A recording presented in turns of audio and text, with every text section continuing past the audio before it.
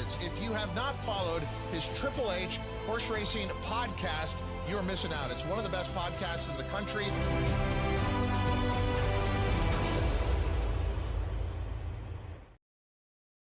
Hey, what's happening, everybody? Welcome to episode 422 of Picks and Ponies on the HHH Racing Podcast. I'm your host tonight, filling in Pete Visco, filling in for Howard Kravitz, who is hanging out in Saratoga, I assume right now, probably at a dinner, having a nice meal, having a couple cocktails with some of the, I don't really know who's all there, but Matt Miller, Kyle Roscoe, some of the other HHH crew. Hopefully they're having a great time.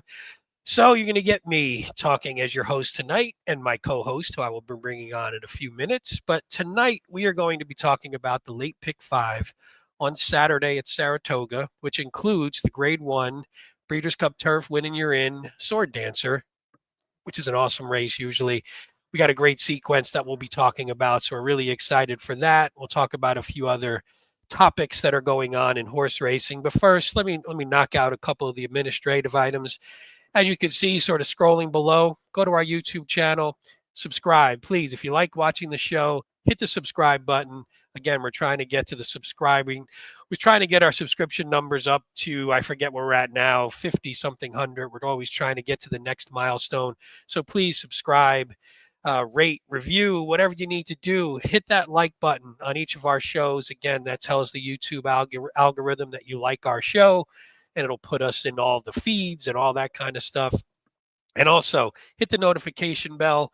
Again, we do a lot more shows right now. We're doing 1, 2, 3, 5, 6 shows a week sometimes. If you hit the notification bell, you'll know when shows pop up, just in case, so you don't miss any, especially if we do some ad hoc shows like carryover pick sixes, things of that nature. If you're an audio listener, listen on Apple Podcasts, Spotify, Anchor, whatever audio platform you use. We appreciate that as well. Follow the HHH Racing Podcast on X. This is also Howard's handle, but it's the show's handle as well, as you can see right there, at HHH Racing Pod.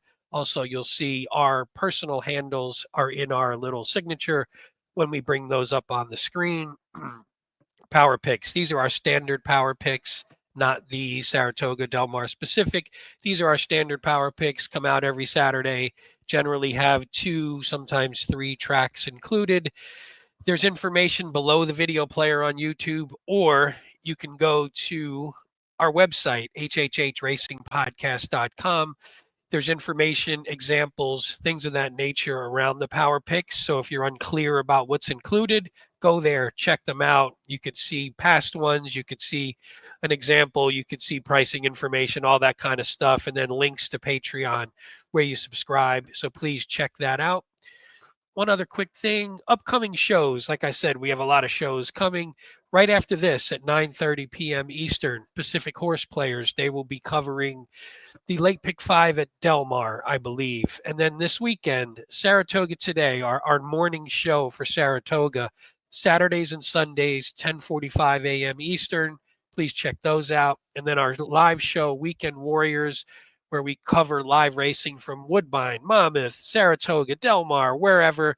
And actually, some of the folks who are at Saratoga will be at the gazebo live for that show.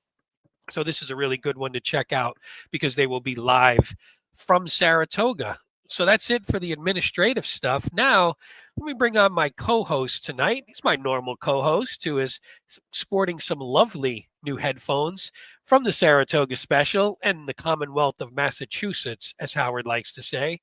My good friend, Paul Halloran. What's up, my friend? How's it going? You're on mute.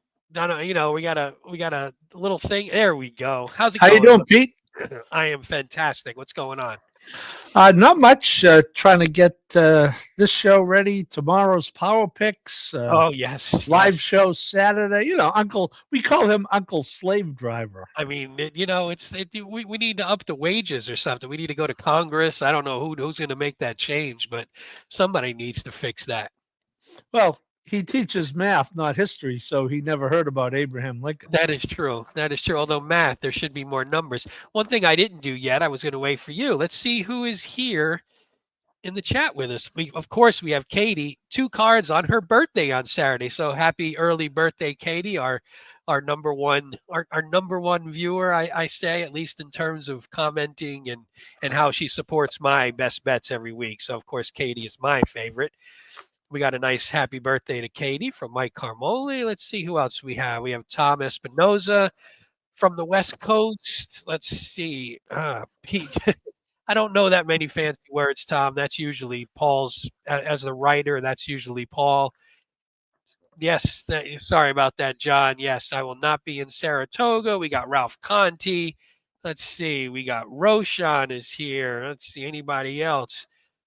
John, Fort Wendell. Aloha from Indiana. Beautiful. We got people from all over.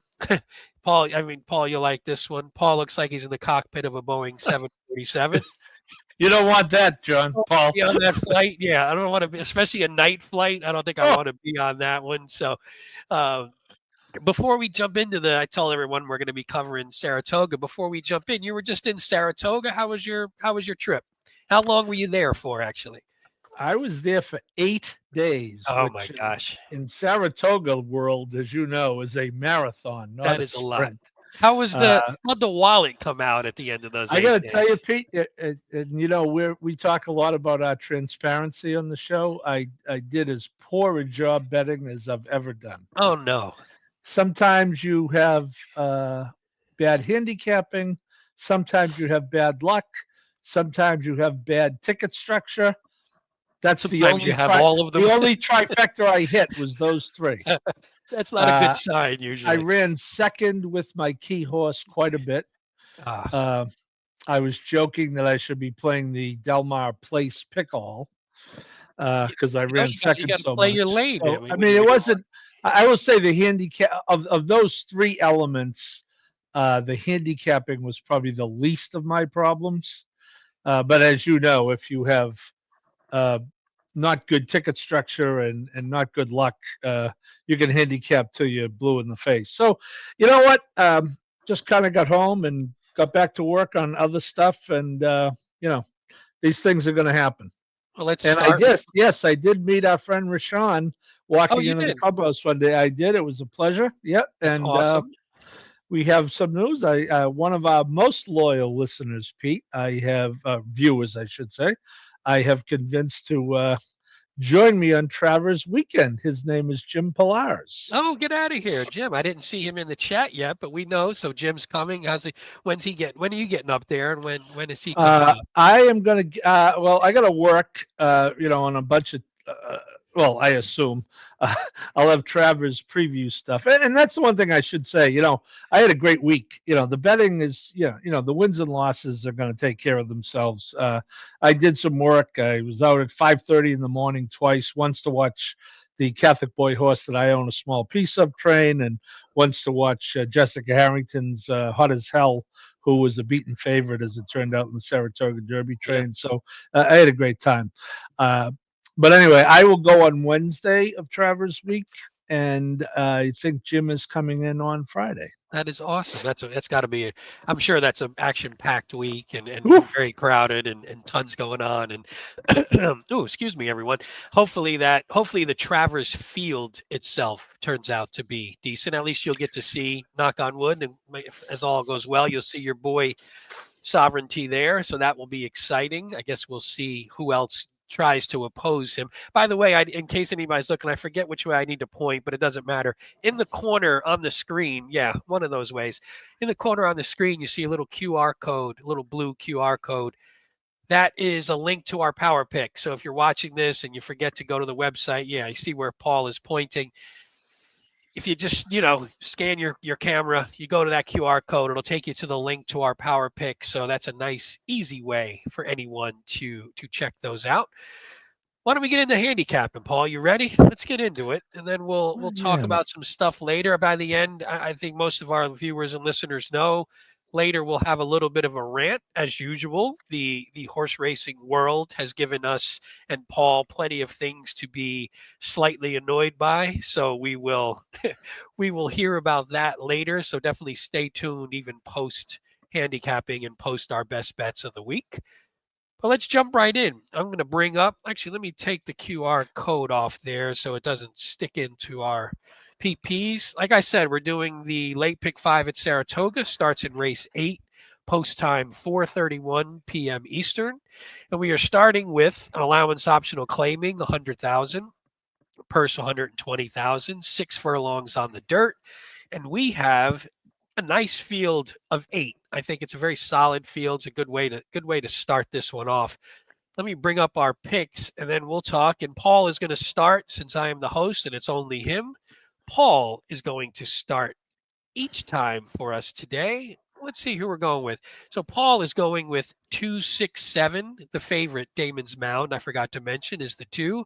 I am going with 628.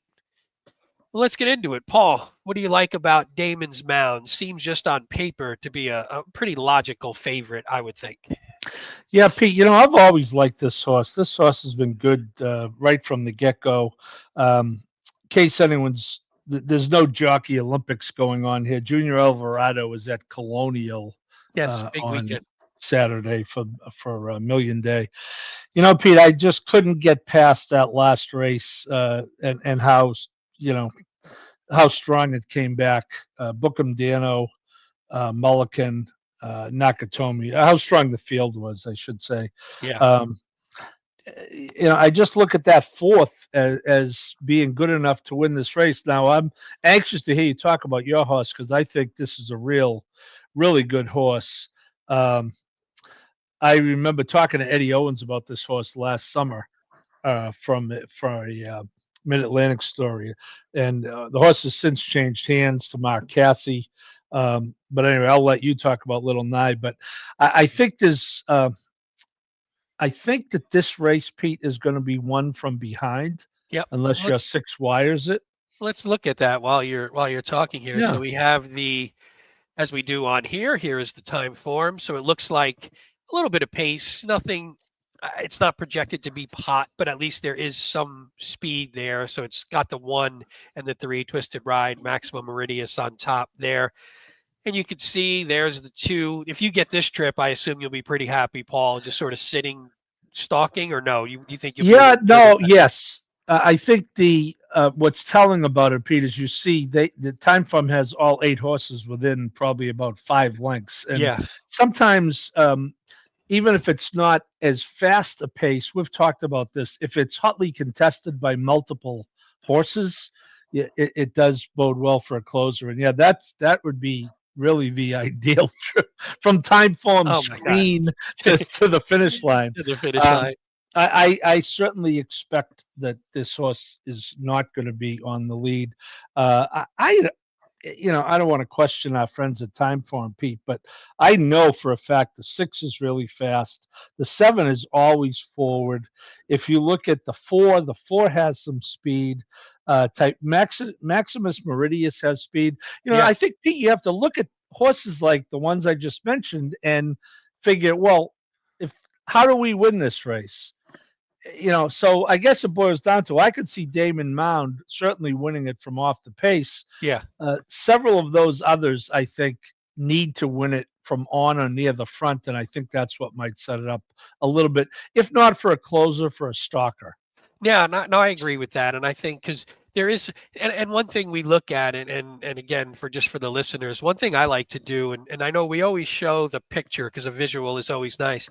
One thing I always do at the beginning of every race that I handicap, I look at it this way because then you get the sense of, okay, but what are the actual time form pace figures? And so I look at this and go, okay, we got a couple 119, 118. That's pretty quick. Then we have 109, 108. So these are quick speed horses. It's not like sometimes you'll have a horse on the lead, but their early pace figure is like a 90. And you're like, well, they're probably not going to go necessarily as quick. And then you look here and you say, we don't have monster closers, but we have horses that will be sitting relatively close who can kick. So I just wanted to mention that because we always show the picture, but I actually like the list of the pace figures myself. I use that even a lot more. Let's go to Little Nye real quick. And the one thing I liked about this horse, so Damon's Mound is super obvious and came out of, like you said, a really strong race that has come back pretty strong. But the one thing I liked about Little Nine, and I'm a broken record about this sometimes, is we went from 3-year-old season where this horse was okay early, was pretty good early in the 3-year-old season, then shot a little too high in the Jerkins and didn't run and ran terrible. Then went to another stake on the turf, which I don't know if it made a lot of sense, but then didn't run great. And then was just off for whatever, 9 months that is. Comes back, and I like the fact that came back, pretty strong buyer, pretty strong. Let's see what the time form, make sure it was the right. So the time form, I think, was pretty strong, a 116. It wasn't a top, but it was a pretty strong return. So I'm looking at it going, maybe this horse has come back a little bit better than he was, even though, that Jersey Shore was a great figure. And that was the Bookham Dano race where Bookham Dano barely ran this horse down. But I'm just looking at this. If we can get some natural improvement, and that was the first race off of a 9-month layoff. Now we're coming back. We're getting this horse back to sort of his best distance. As you can see, he's 3 for 4 wins, 4 for 4 in the top 2, going 6 furlong. So I think now we're getting back. He lost the 2 races going 7. We're getting back. The only loss he has at 6 is that nose to Bookham Dano. We've seen what Bookham Dano has been this year. So I just look at this horse and think maybe we get a little bit of a better price, and maybe this horse is going to be in that same class level as a horse like Damon's Mound. We just haven't seen it yet because he's been away for a while.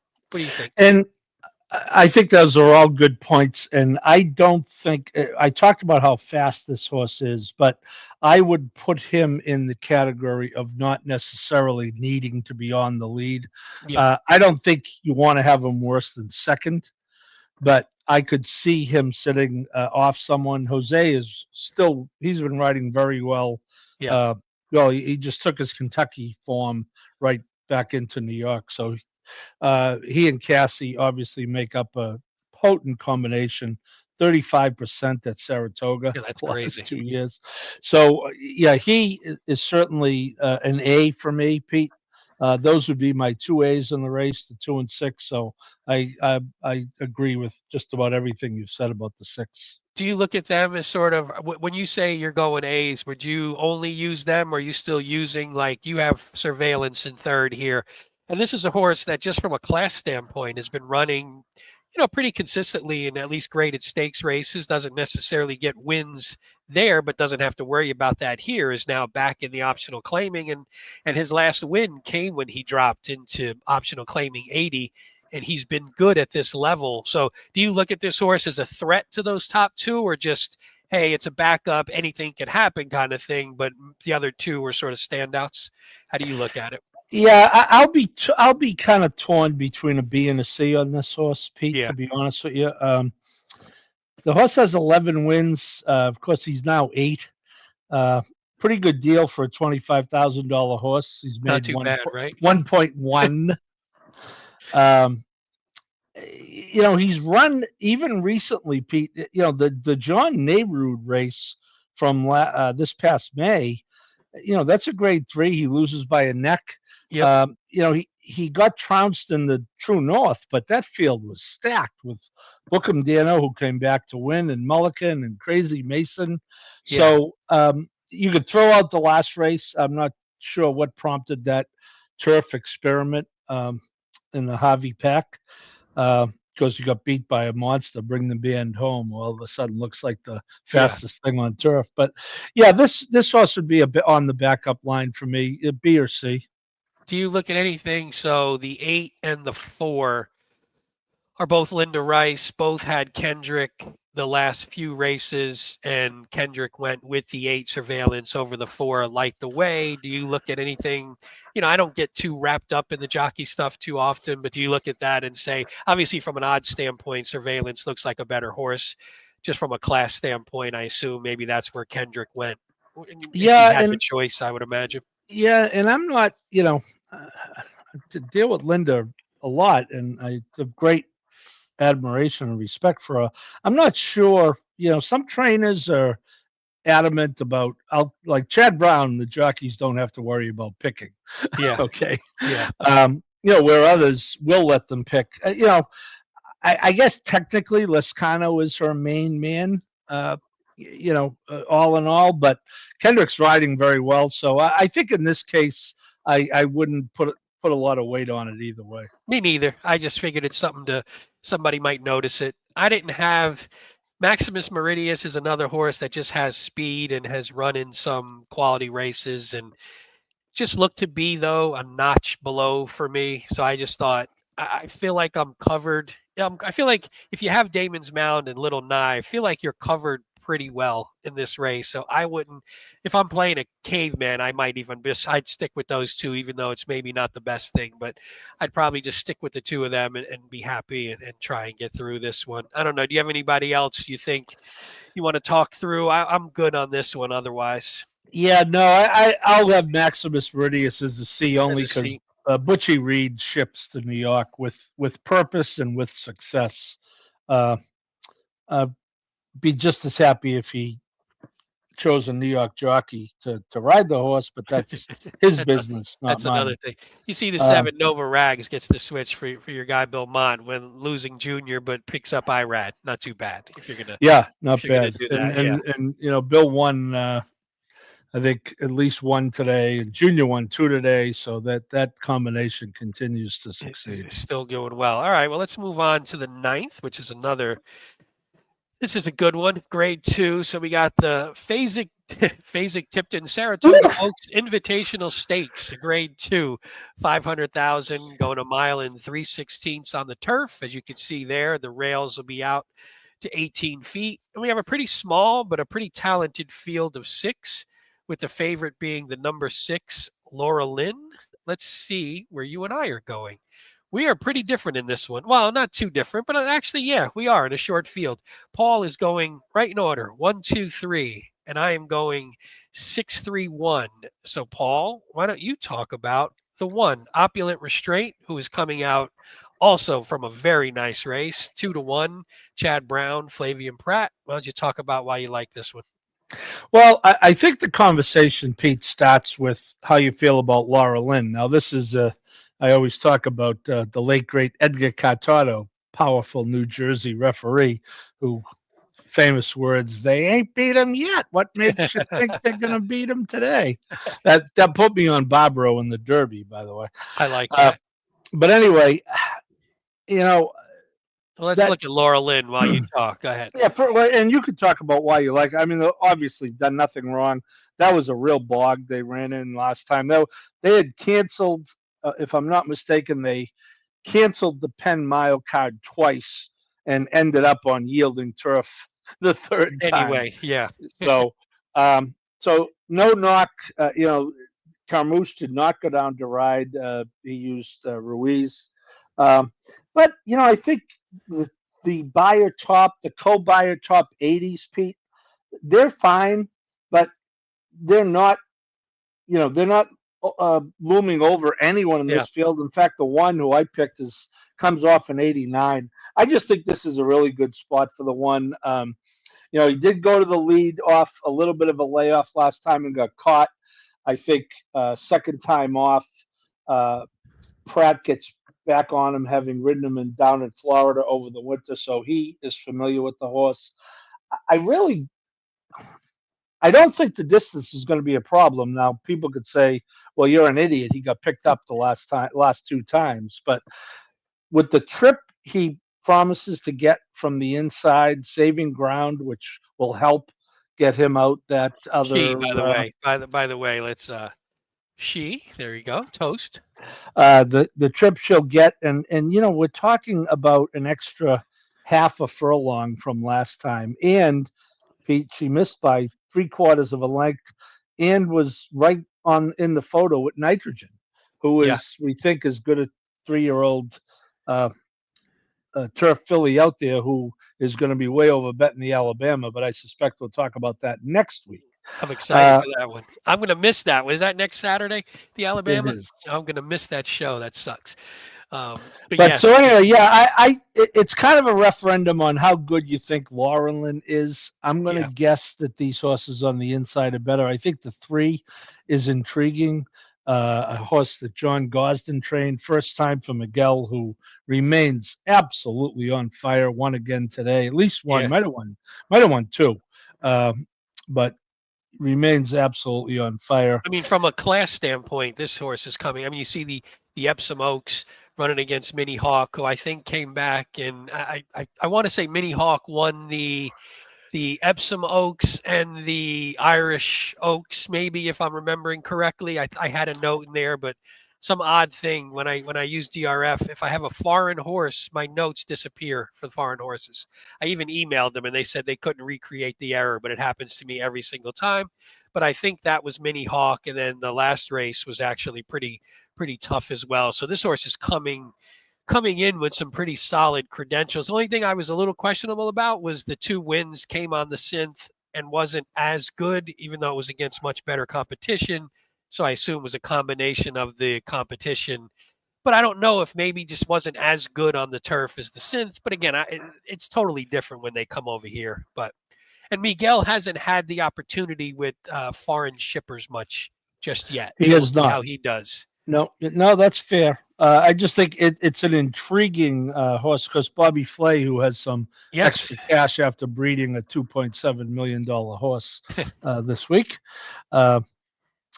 So yeah, I thought the 2 picking up IRAD, a horse, a Brendan Walsh horse that coming off a good effort at Monmouth, granted in a lower class race, but I thought that horse has the right to improve. So, I mean, I'll use Laurelin, obviously, but I'm going to guess that maybe the 1 and 3 might class up a little bit. Yeah, I could see that. Laura Lynn's, I will talk about Laura Lynn a little bit since that was my top pick. I just thought she was hard.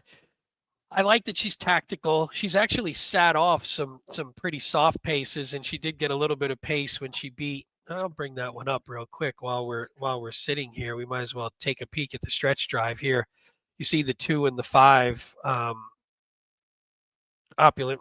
We got the 5 opulent restraint, which we assume should be on or close to the lead again this time. And then we have the 2. You see the move being made right there by the 2 Laura Lynn, sort of splitting horses. And then we'll just kick to the stretch here because they just sort of run away a bit.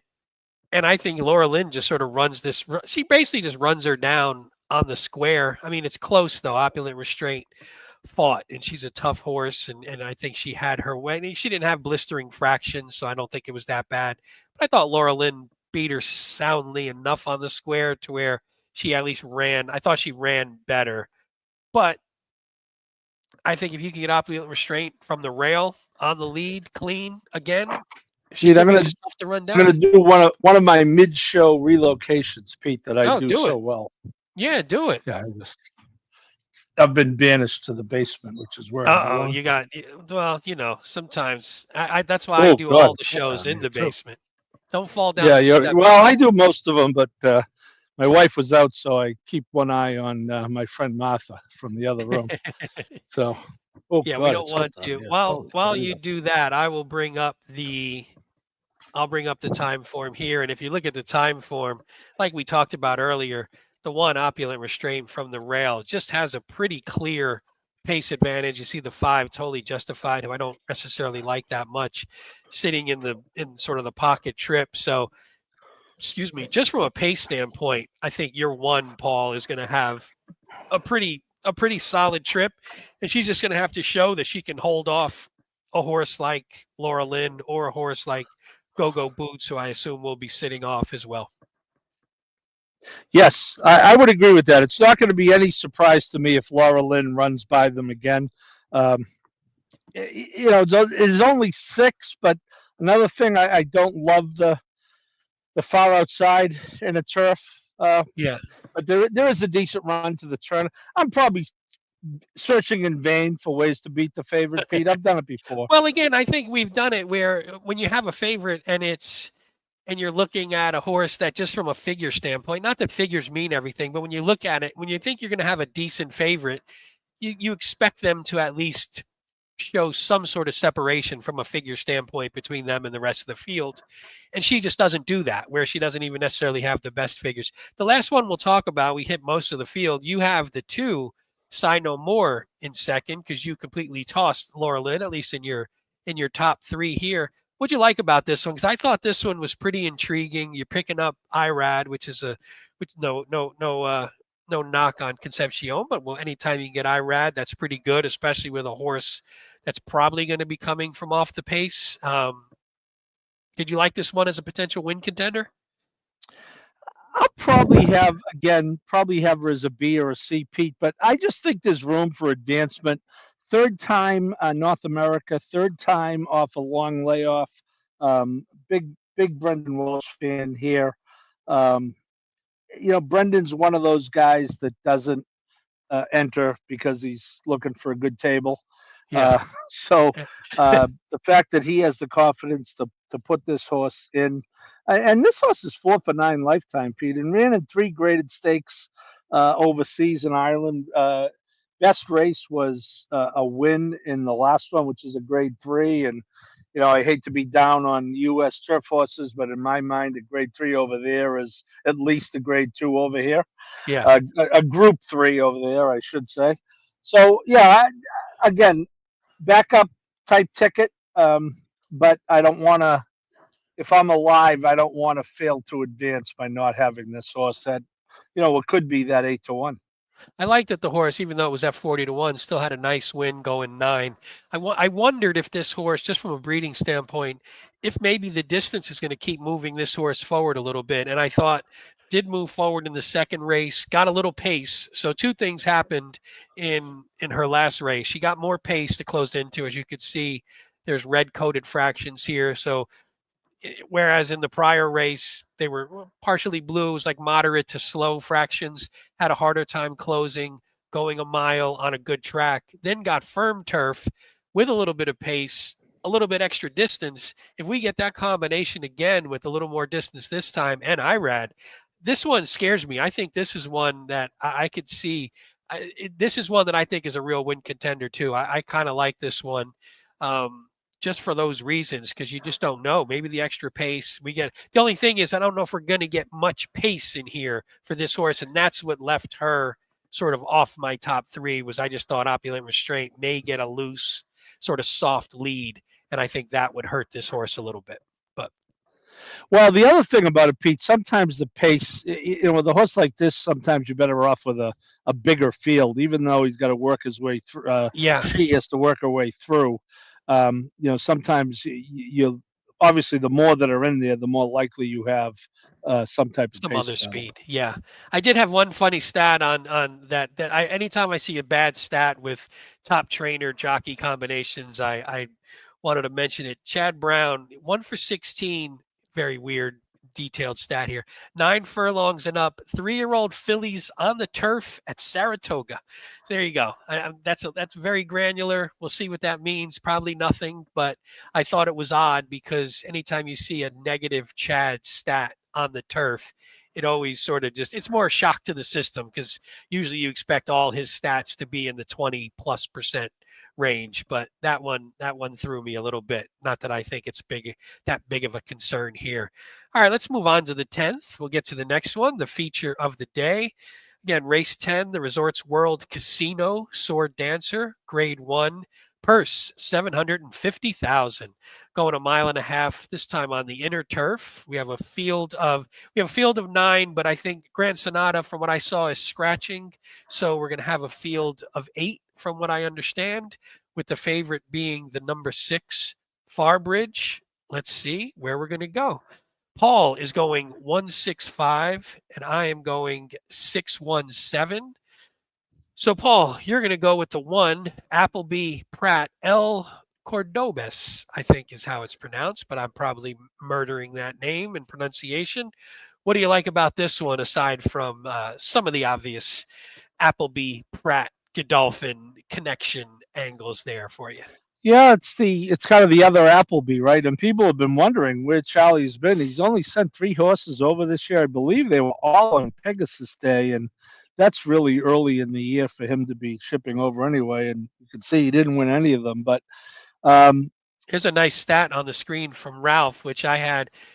Appleby past year in North America, 3 for 30, 10%, 0.63 ROI, which I think I had Who's the other app? What number is the other athlete? Nation's Pride. I had 3 for 37 in the past year in sort of races that show up in Formulator. So that's not going to include some of the European tracks and such. But we're just used to, like, we used to look at Appleby, and I don't want to take away from your thing here, but we used to look at Appleby when he brought a horse over, and it was almost a given that you were including that horse. He was running at like 40, 50% wins in some of these races. And he's just, I don't know if it's his stock or I don't know what it is, but he's just cooled significantly. But we'll get back to it. You think this one will buck that trend, apparently.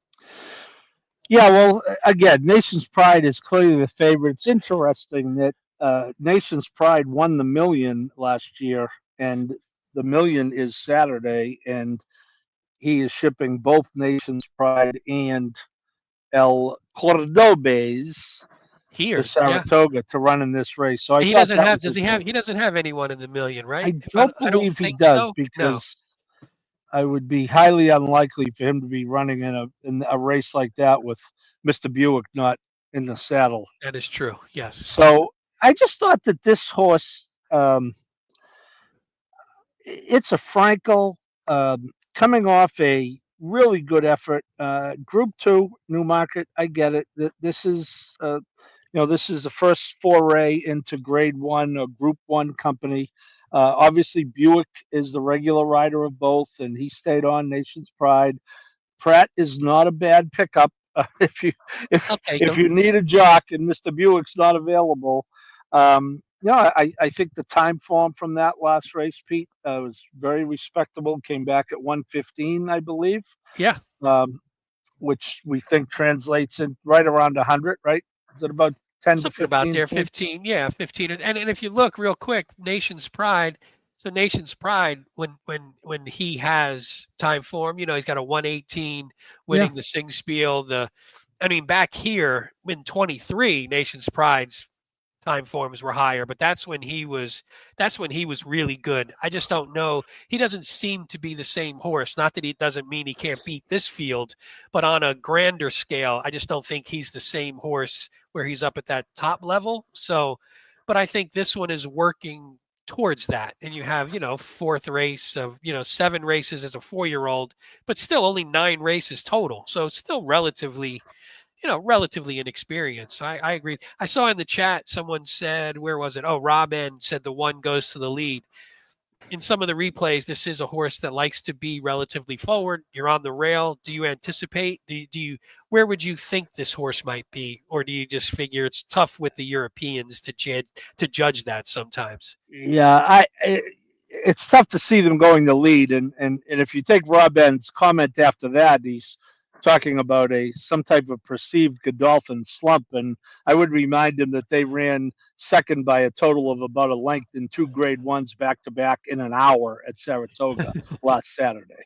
Ragtime looked like a winner in the test and got nailed right before the wire, and Highland Falls ran his eyeballs out and almost won the Whitney. So I wouldn't get too carried away with the Godolphin slump.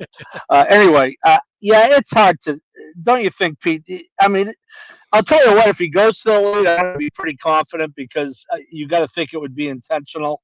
And I'll take my chances with Mr. Pratt doling out the speed. But here's what's funny is if you look at time form, it actually has the race. Nation. It doesn't have they don't put the foreign horses. Yeah. But Nation's Pride is on the lead, and that's not a horse that I think of as being on the lead. So to me, that more just shows. Let's look at this. Here, this is what I was talking about earlier. You have a horse who's the leader and the speed, but the top early pace figures an 80, which is ridiculously low. So really, there's just no speed in this race. So maybe he goes. Maybe the one inherits now for that reason. Now you got to deal with Fabridge, because Fabridge's absolute best case scenario is on the lead going this distance. Yes. With Rosario up.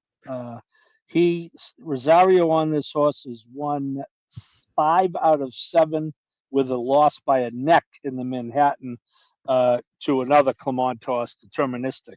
Who just came back and won. So, So pace-wise, the thing about Nation's Pride, Pete, there's a stat in the Breeders' Cup turf. You just don't play 6-year-olds and up.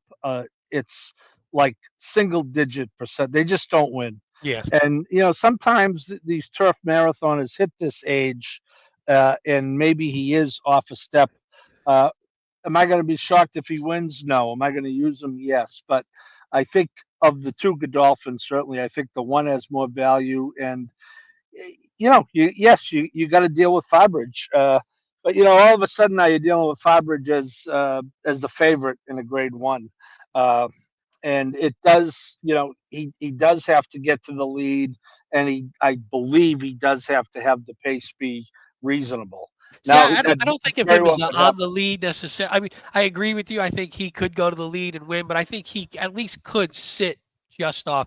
His trouble, and if you look at some of his races, and it's hard to know what it means. So, like when he's in the 8 hole, he lost. When he was in the 6 out of 13, he lost. I mean, there was the Breeders' Cup turf, so who the hell knows? But he was in the 11 hole, he lost. He was in the 7 hole, he lost.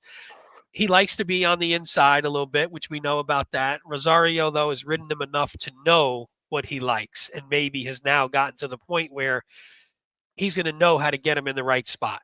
And if he gets him in the right spot and he's sitting sort of behind or just off the one, or if he just clears, then I think this horse is dangerous. I know we generally look at it and go, when the Europeans come over, they're harder to beat, and our horses don't always on the turf match up. But I don't know. I think Farbridge is – I don't think we're getting the European – obviously, we're not getting the Europeans' best, and I think our best for once, or at least in this race, is pretty darn good. Well, I think this horse, I thought he was very much a surprise winner of the Sword Dancer last year. I was up it was actually on Travers Day last year. Now that they moved it, this year, much to the consternation of Mr. Brown. Mr. Brown, yeah. And especially because then, he won that on the lead when he had mostly been a closer up until that point. Because I remember that being not what I expected when I think I had Silver Knot. It was like Silver Knot was the one who was supposed to do that, not Farbridge getting on the lead, if I remember correctly. Yeah. I'll tell you who I think is a price in this race. You used him third, Pete. I don't have him in my top 3, but I'll be using him as the 7 El Razine. I thought this horse ran well last time. Did you pick him too, or was it me and Howard? Maybe I think I did. No, I think I did. This is a perfect. We talk about the reverse tri-key. Yeah. This El Razine, I think, is an ideal spot. Especially if you can get a horse like maybe Nation's Pride out.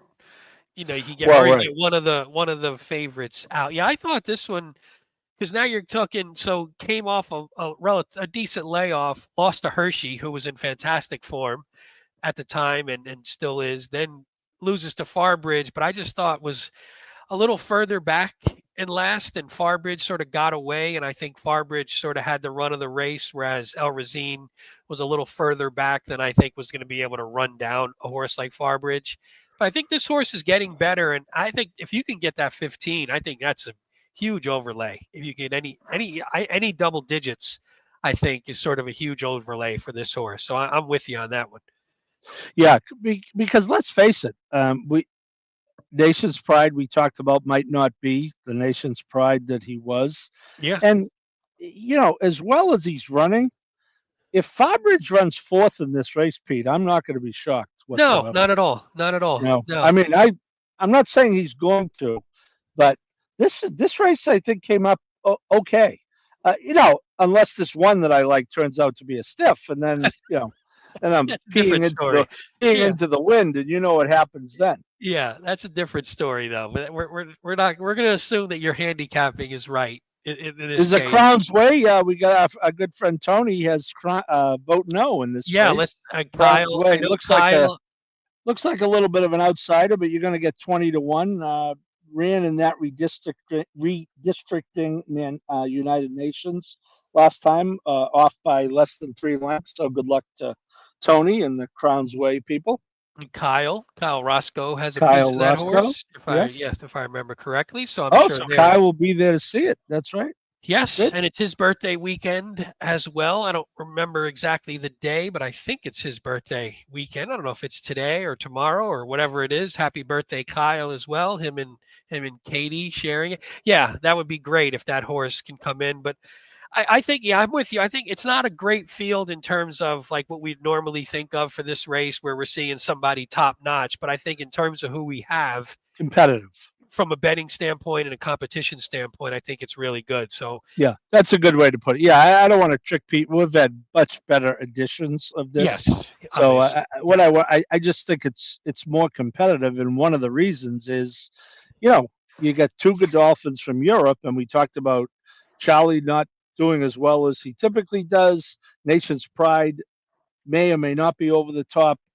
This one has to step forward. So, but I'll tell you one thing, Pete. If Charlie wins at 7-2 with the one horse, I'm not going to be sitting here with my fingers, where. They'll Yeah. be in my pocket replenishing. Yeah, Charlie and Pratt on a Godolphin horse. I'm pretty sure I'm going to have them on my ticket one way or the other.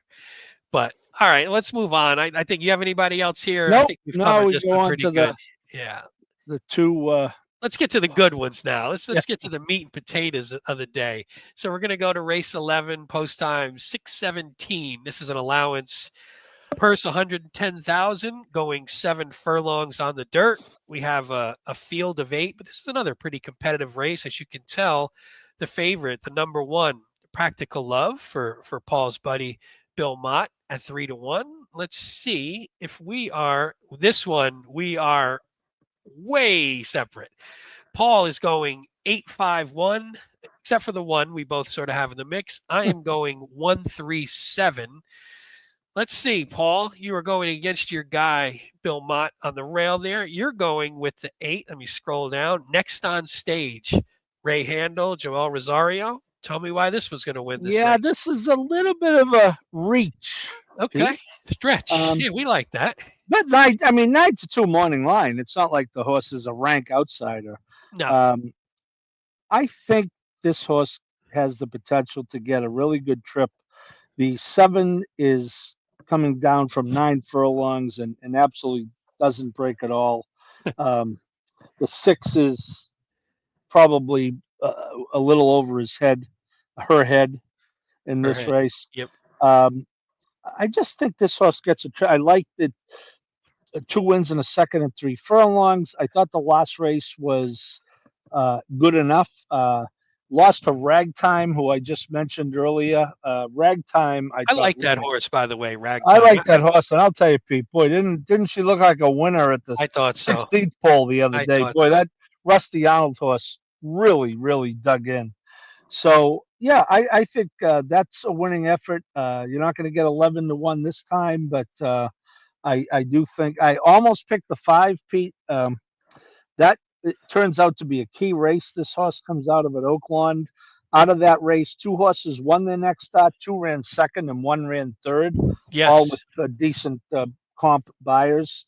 I thought figure-wise, it came back a little lighter. Certainly, that was the race. People can, by the way, can read my chicken scratch notes if they really wanted to. But my note with this one, a lot of times when you're going from 2 to 3, I like to see just a figure jump a little bit. It doesn't have to be major, but I like to see a little bit of jump that first one back.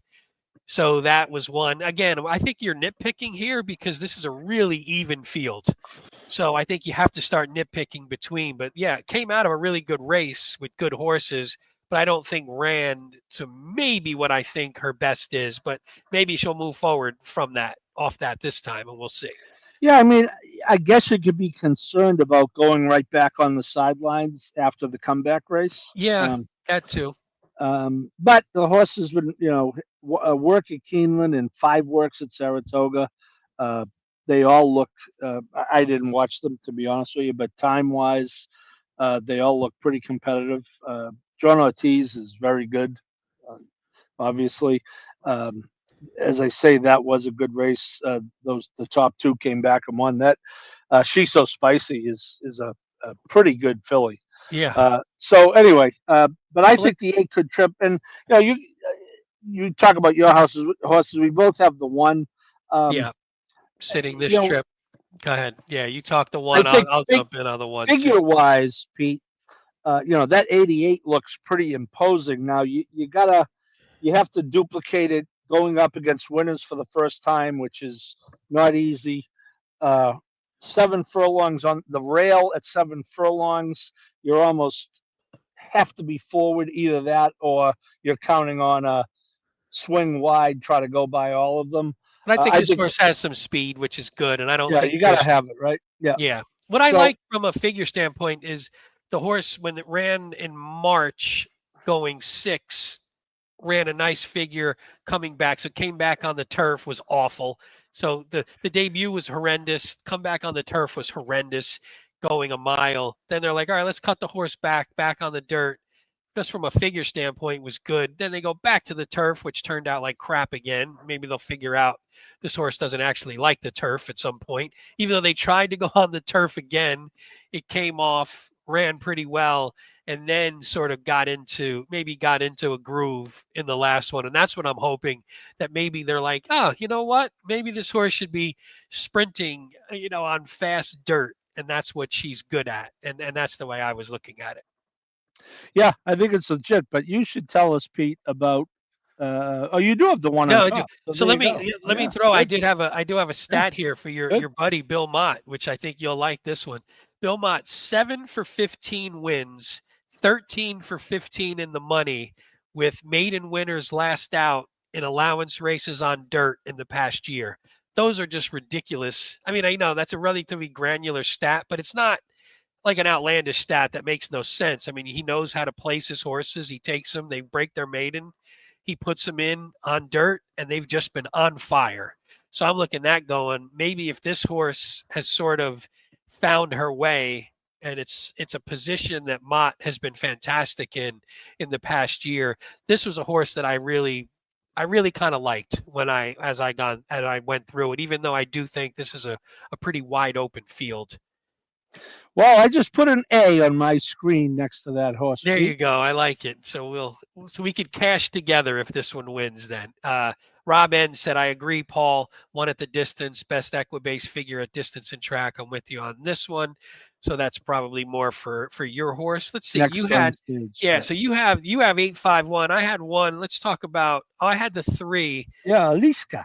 Aliska. This was third in that race to the horse next on stage, and that you have, and Ragtime, which we said is looks like a pretty good race. Gets Pratt again, which I like.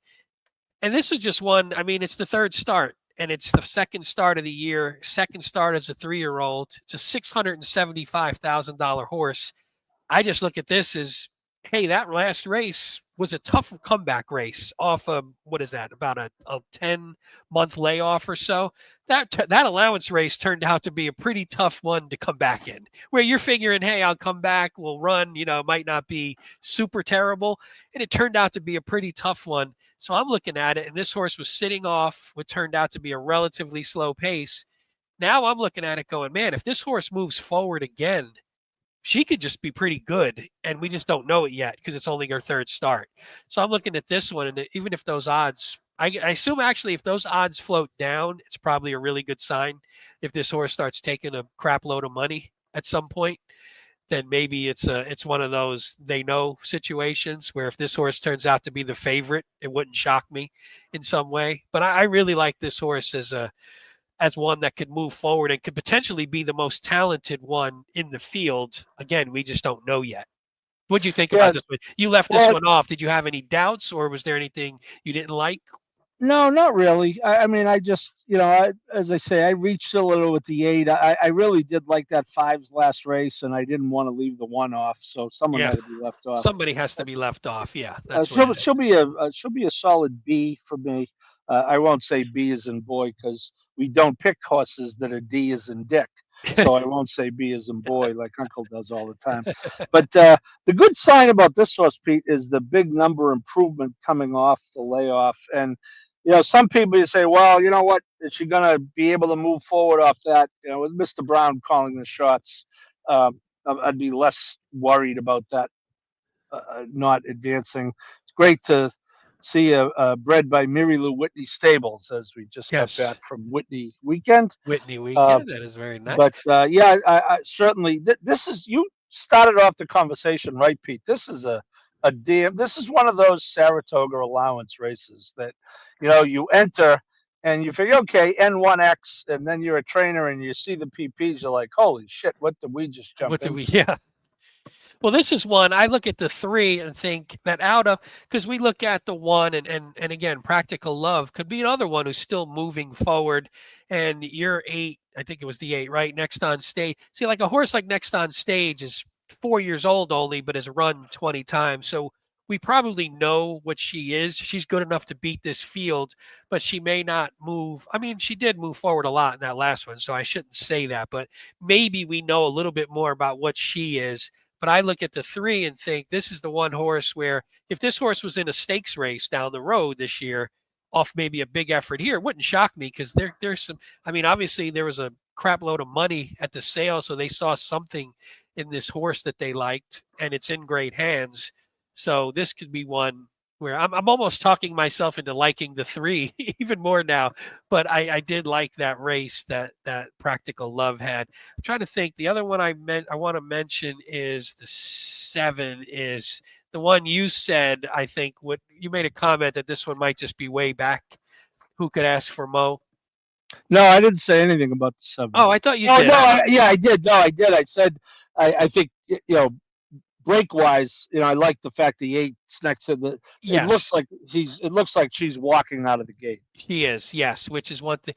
But what I think, if you look at her, this is the couple of things I liked about this horse. If you look at her last year, I mean, they obviously thought there was something here. Breaks the maiden, goes in the Suncoast, runs second to Power Squeeze, who has still come back and is a pretty good horse still now.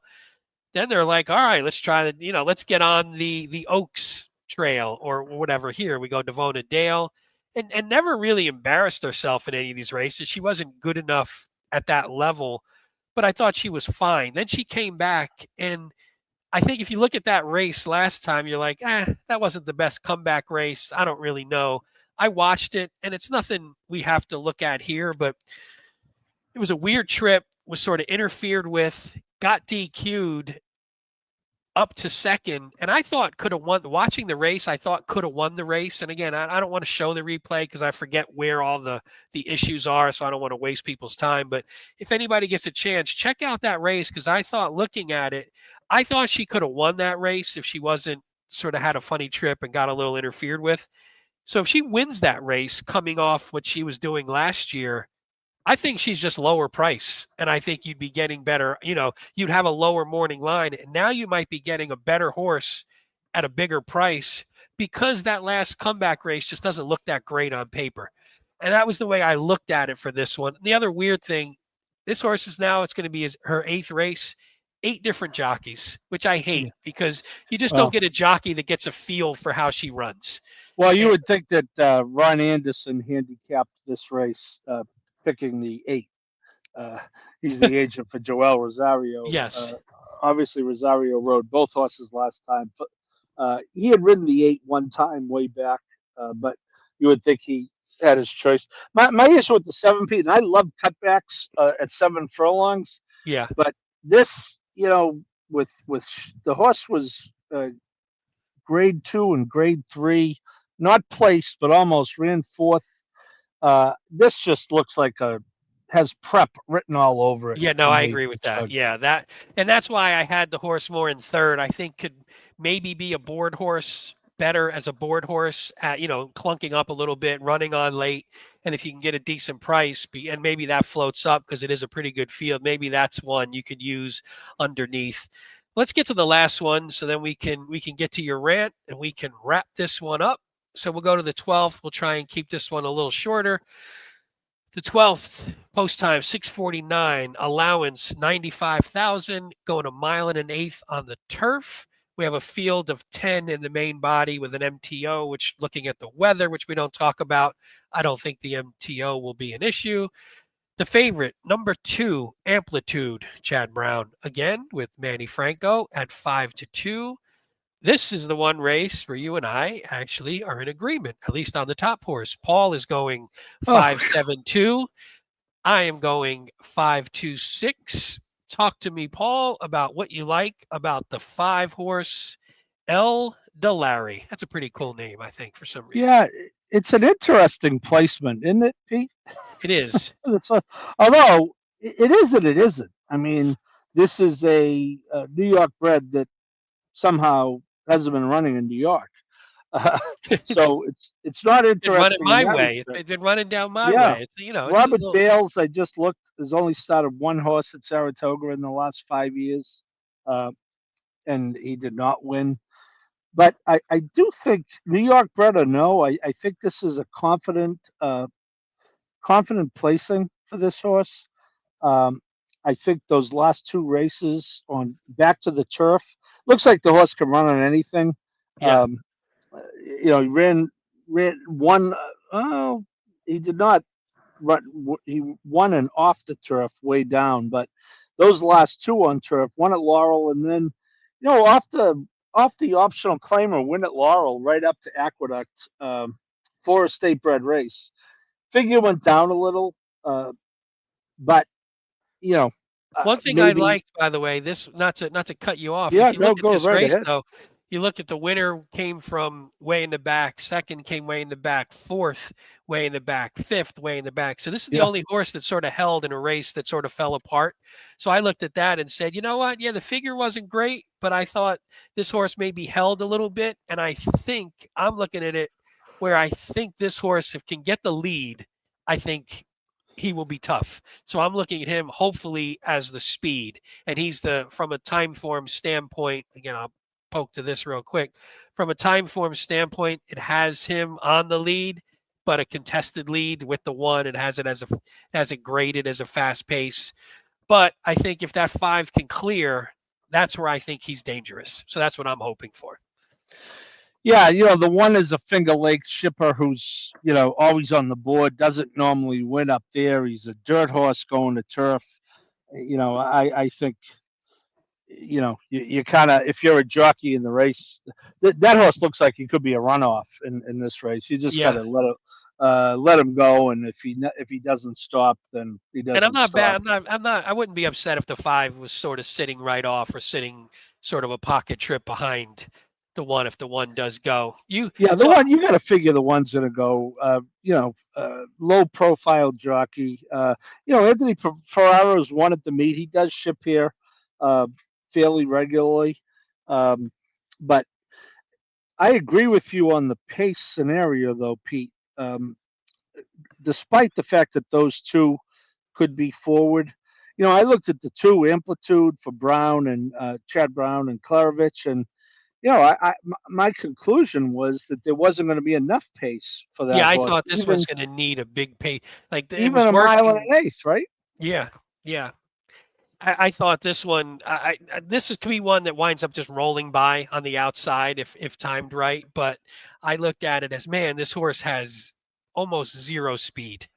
So you figure it's a big enough field where this one could just be stuck in the back, and that's my concern. And you could say the same thing, Pete, about the 10 on the far outside that Irad hops on for Joe Lee. That Very one actually similar. was the same exact thing. This one adds blinkers, so I'm assuming they want to get the horse into it a little bit, but that doesn't mean it's going to happen, especially from the 10 hole. And if this horse just gets hung out instead of getting hung out wide, maybe just tucks in and is going to have a lot of work to do. But yeah, that to Tough me, that race. was that's a Tough tough race. race. I want to hit one, I think, because this was mentioned in the chat, the 7. I forget. I listened to the race to make sure I knew how to say it, and I forget Fidela Light Coyote. It was something weird, but who was it? Ralph Conti liked this horse. You have this horse in good. second. Yeah. I feel better. What'd you like about this one? Well, it was a combination of a few things, Pete. The horse ran a good race up here in the Rick Violet last year. Just got beaten by a neck. The horse is very consistent. And frankly, Santana is the story of the meet Yeah. in the jockey colony. Based on expectations versus what has transpired, he's just making all the right moves. And in this conversation we just had, Pete, about the pace, this is a horse who could be forward, get first run, and not get caught. Yep. I'm kind of thinking the same thing about the 5, so I might be whistling Dixie here, hoping for the same thing to happen for two For both of horses. them, But yeah. it only has to happen to one of them if you're alive to If both. you're Pete. alive, yeah, I don't really care which one. My knock with this one and was just has a hard time passing horses or holding. So either gets the lead, either can't catch up or gets the lead and gets caught. So that's why for me, I wound up leaving this one off, even though it was one that I thought was in the mix the same way. But again, I think when you're nitpicking between a lot of sort of evenly matched horses, you got to find something to differentiate. And that was pretty much the only thing there. I didn't like that there weren't a lot of finishes that I found. To me, I was like, this could be a horse that has the lead or is making a move and then sort of just sort of flattens a little bit late and gets beat, hopefully by one of our other horses. But yeah, well, especially at that price, right? At 3-1, it's not the type of horse you want to bet at 3-1. But again, I just thought that this race could be won by someone forward. Yeah, and that's what I'm hoping with the 5. So I think the 5 for me is the one that I like from a forward standpoint. But I think we covered everyone here. We'll move on so we can sort of wrap this up soon. The 6 Terminal Velocity just sort of lightly raced, moves into the Lisa Bartkowski barn, who Lisa worked for Phil Serpy, right? Am I remembering that correctly? Yeah, you're going to get me on a mid-show rant, Pete, if you Uh-oh. mention Phil Serpy, because Well, you want yeah. to talk about someone getting absolutely screwed as far as the punishment. Now, I'm not going to sit here and tell you. I don't know that he's 100% guilty or 0% guilty, Yeah. but with these people, there's like no mind for. Oh, this guy's been training for 20 years and has never had. Or is very rarely. That's like not even part of the discussion here. Yeah, It's no, they like, don't seem to do that. yes, Lisa was Phil's assistant, and I believe has won a race right at the meet. If I'm pretty sure. Yes, she has. Yep. Good for her. So I just thought that was one that we just don't know yet. It could be something with a little bit of a move forward, but I wasn't sure. Let's get to our best bets here. We'll go to Paul's first. So Paul's best bets. I have two. I have 2 as well. It's funny. We have them in the same. So you have in the 8th a daily double. You have the 8th. Let me look real quick. Damon's Mound. That is it. Damon's Mound into Opulent Restraint, Sigh No More, and Go Boots. And then in the 10th, you have Win in Place on your 1, El Cordobes. Anything you want to say about those? Yeah. Well, I mean, the first one, again, is based on, taking a stand against Laura Lynn. Yep. And the second one is you're going to get 7-2, 3-1, 7-2, 4-1 on an Applebee shipper. You can't go wrong with either one of those ideas. So I kind of like those. My best bets in the 8th as well, a daily double with completely different horses. I am going with the 6, Little Nye, who we talked about, and I'm going to go into Laura Lynn in that one. I could see, though, maybe adding, I don't know who I would add yet, between maybe Go Boots in that one, or even the 2, Sigh No More, I think is a little sneaky. And then in the 11th, I'm going to go with another double. This one, Practical Love, and that 3-horse, Alieska, that I was talking myself into. So I'm glad I included in the best bets into our 5 in the last one, El Delary. So those are my 2. Now we're running a little low on time here. So Paul, we're going to give you the floor for Paul's rant of the week. So Paul, take it away, my friend. Yeah, obviously last weekend there was unfortunately a lot of discussion about what was happening in the steward stand, not on the track. Although what happens is the steward stand is a result of what happens on the track. You and I spoke before we came on. I don't want to go through those 2 DQs. The notable ones were obviously the Hall of Fame with Flavian Pratt's horse and the race at Del Mar.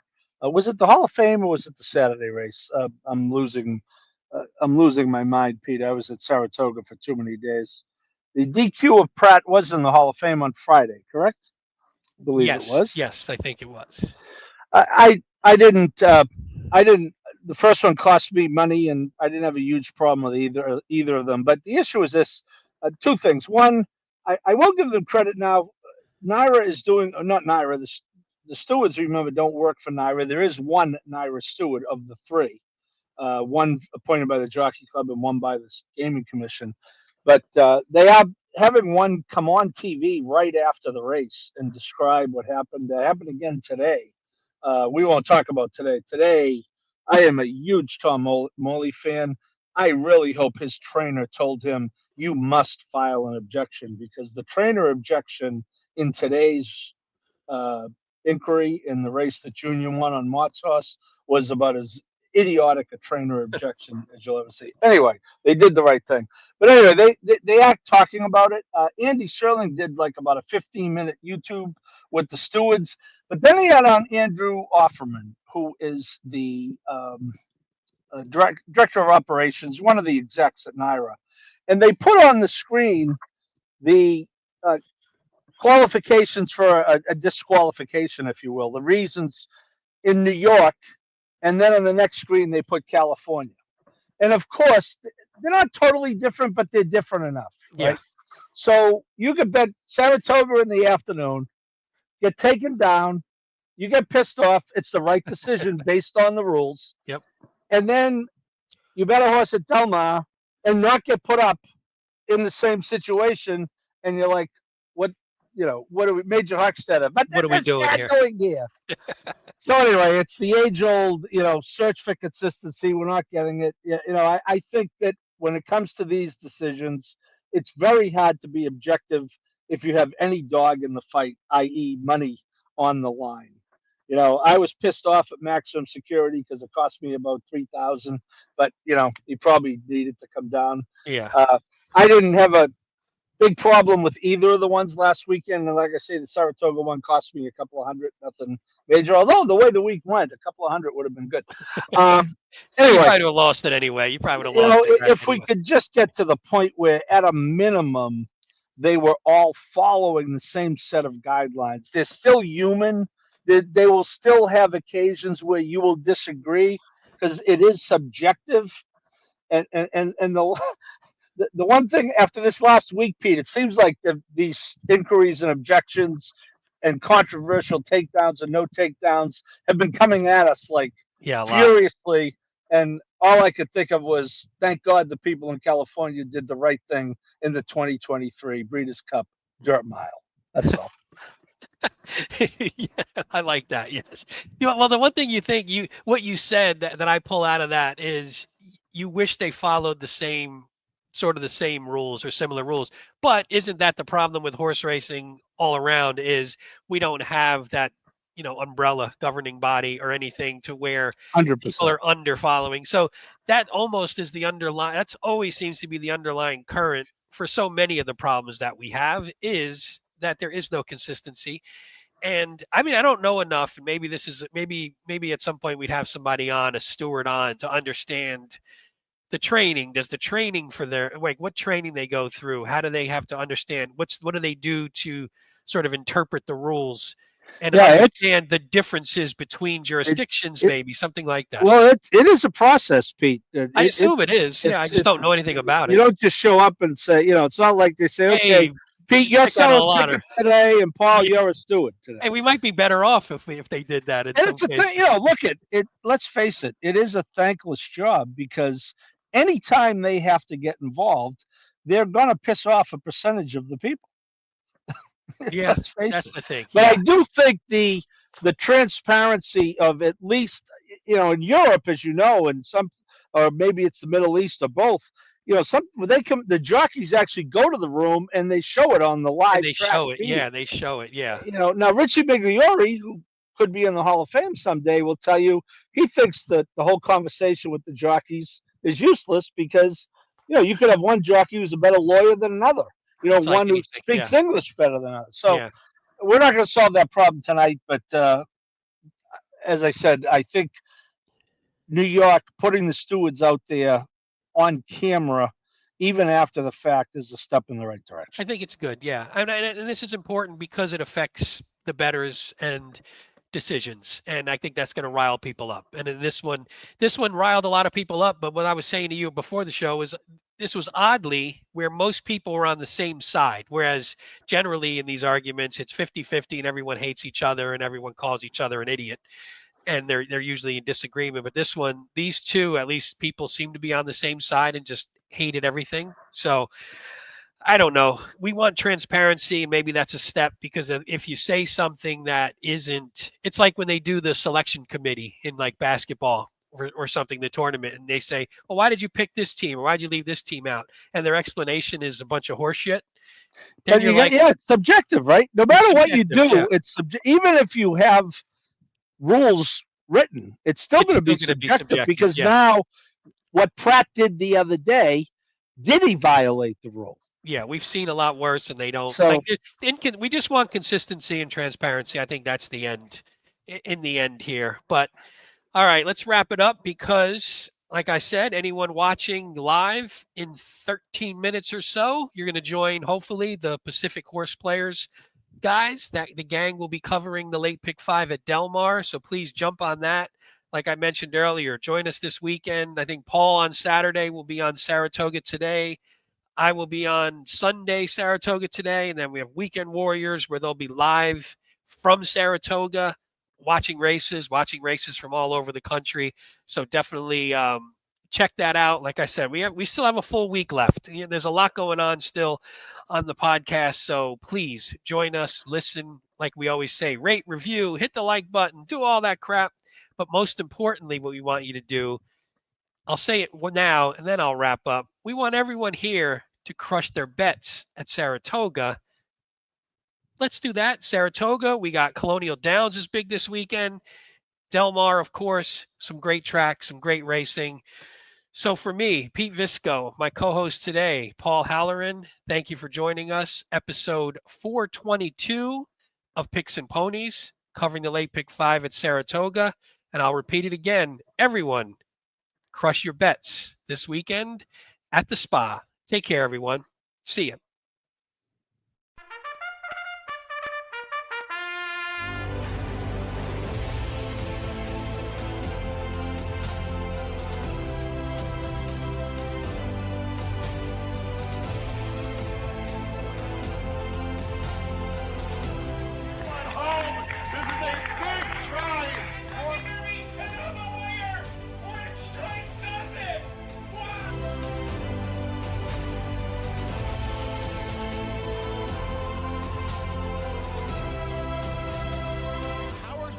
If you have not followed his Triple H horse racing podcast, you're missing out. It's one of the best podcasts in the country.